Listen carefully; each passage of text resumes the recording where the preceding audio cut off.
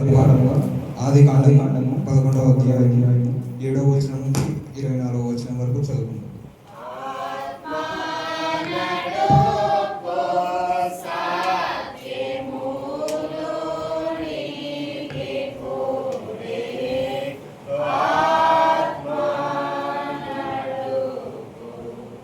పరిశుద్ధ గ్రంథం నుండి మొదటి పాఠంగా ఆది కాండము 11వ అధ్యాయము 7వ వచనం నుంచి 24వ వచనం వరకు చదువుకుందాం.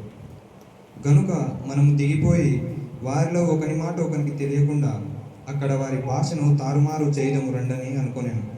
అలాగూ యెహోవా అక్కడ నుండి భూమి యందంతటా వారిని చెదరగొట్టెను. గనుక వారు ఆ పట్టణమును కట్టుట మానేరి దానికి బాబేలు అని పేరు పెట్టిరి. ఎందుకనగా అక్కడ యెహోవా జనులందరి భాషను తారుమారు చేసెను. అక్కడ నుండి యెహోవా భూమి యందంతటా వారిని చెదరగొట్టెను. షేము వంశావళి ఇది. షేము 100 ఏళ్ళు గలవాడై జలప్రవాహము గతించిన 2 ఏళ్లకు అర్పక్షదును కనెను. షేము అర్పక్షదును కనిన తరువాత 500 ఏళ్ళు బ్రతికి కుమారులను కుమార్తెలను కనెను. అర్పక్షదు 35 ఏళ్ళు బ్రతికి షేలాహును కనెను. అర్పక్షదు షేలాహును కనిన తరువాత 403 ఏళ్ళు బ్రతికి కుమారులను కుమార్తెలను కనెను. షేలాహు 30 ఏళ్ళు బ్రతికి ఏబేరును కనెను. షేలాహు ఏబేరును కనిన తరువాత 403 ఏళ్ళు బ్రతికి కుమారులను కుమార్తెలను కనెను. ఏబేరు 34 ఏళ్ళు బ్రతికి పేలేగును కనెను. ఏబేరు పేలేగును కనిన తరువాత 430 ఏళ్ళు బ్రతికి కుమారులను కుమార్తెలను కనెను. పేలేగు 30 ఏళ్ళు బ్రతికి రయ్యూను కనెను. పేలేగు రయ్యూను కనిన తరువాత 209 ఏళ్ళు బ్రతికి కుమారులను కుమార్తెలను కనెను. రయ్యు 32 ఏళ్ళు బ్రతికి సేరూగును కనెను. రయ్యు సేరూగును కనిన తరువాత 207 ఏళ్ళు బ్రతికి కుమారులను కుమార్తెలను కనెను. సేరూగు 30 ఏళ్ళు బ్రతికి నాహోరును కనెను. సేరూగు నాహోరును కనిన తరువాత 200 ఏళ్ళు బ్రతికి కుమారులను కుమార్తెలను కనెను. నాహోరు 29 ఏళ్ళు బ్రతికి తేరావును కనెను. ఈ కొద్ది వాక్యం దేవుడు దీవించున్నారు.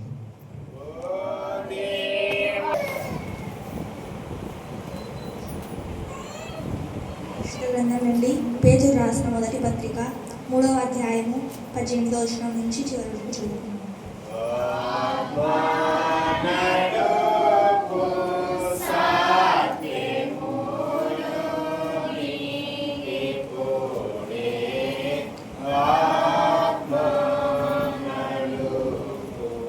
పరిశుద్ధ గ్రంథం నుండి పేతురు రాసిన మొదటి పత్రిక 18వ అధ్యాయం మొదటి నుంచి చివరి వరకు 3వ అధ్యాయం 18వ వచనం నుంచి చివరి వరకు. ఏలయనగా మనలను దేవుని యొద్దకు తెచ్చుటకు అనీతిమంతుల కొరకు నీతిమంతుడైన క్రీస్తు శరీర విషయంలో చంపబడి ఆత్మ విషయంలో బ్రతికింపబడి పాపముల విషయంలో ఒక్కసారి శ్రమపడెను.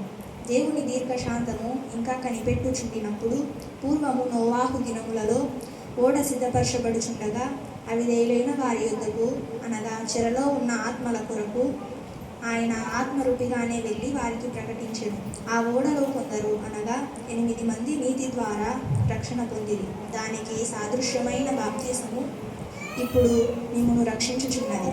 అదేదనగా శరీర మాలిన్యము తీసివేయట కాదు గాని యేసుక్రీస్తు పునరుత్థాన మూలముగా దేవుని విషయము నిర్మలమైన మనస్సాక్షినిచ్చు ప్రత్యుత్తరమే.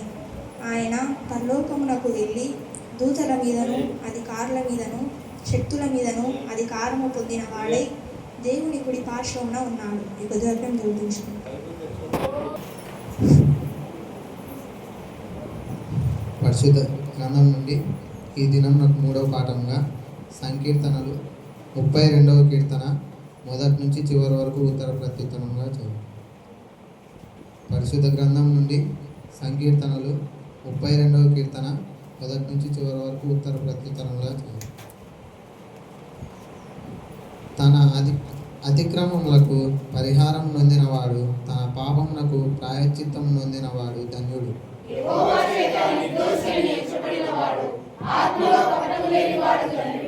నేను మౌనినై ఉండగా దినమంతయు నేను చేసిన నా అర్థధ్వని వలన నా ఎముకలు క్షీణించినవి.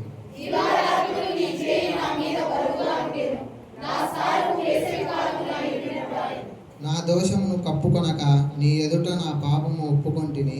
యెహోవా సన్నిధిని నా అతిక్రమములు ఒప్పుకొందుననుకొంటిని.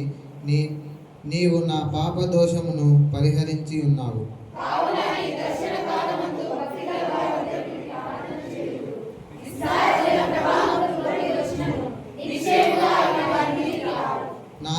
నా దాగుచోటు నీవే.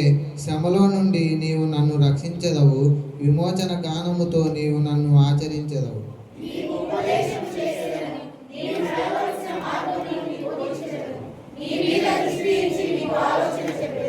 బుద్ధి జ్ఞానము లేని గుర్రము వలనైనను కంజర గాడిద వలనైనను మీరు ఉండకుడి. అవి నీ దగ్గరకు తేబడినట్లు వాటి నోరు వారుతోనూ కళ్ళెముతోనూ బిగింపవలను.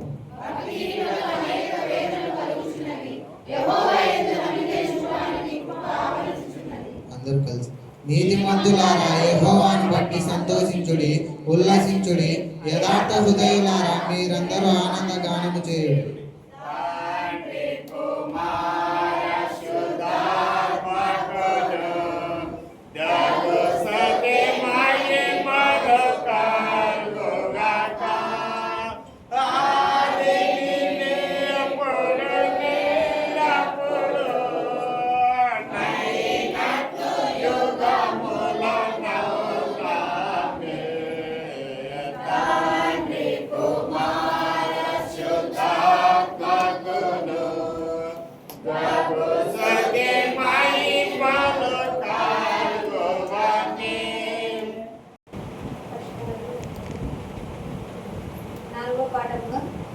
యోహాను సువార్త 3వ అధ్యాయం 1వ వచనం నుంచి 8వ వచనం వరకు చదువుతాం.